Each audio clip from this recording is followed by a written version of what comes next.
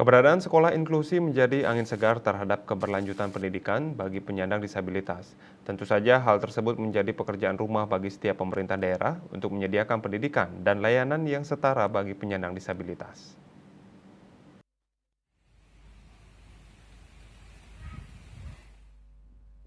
Penyediaan layanan inklusi menjadi kewajiban pemerintah daerah dalam melaksanakan pendidikan inklusif yang diatur dalam Permendikbudristek nomor 48 tahun 2023. Layanan inklusif masing-masing satuan pendidikan tersebut meliputi pemenuhan sarana dan prasarana penerapan kurikulum yang memiliki insersi dari pendidikan inklusif.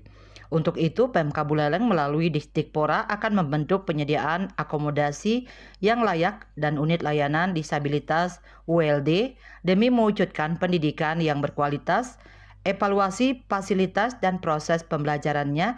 Layanan inklusif perlu dilaksanakan secara berkelanjutan pada satuan pendidikan di suatu daerah. Menurut Astike, nantinya di beberapa titik pada satuan pendidikan atau pada masing-masing kecamatan bisa memenuhi kebutuhan akan guru penyandang disabilitas. Ya, layanan pendidikan inklusi di masing-masing satuan pendidikan itu dapat berupa satu, sarana dan prasarananya harus didukung untuk pendidikan inklusi. Kedua, kurikulumnya. Ya, kalaupun tidak kurikulum secara formal, maka di satuan pendidikan yang mendapatkan dan yang akan melaksanakan pendidikan inklusi itu adalah minimal ada insersi kurikulum dari pendidikan inklusi.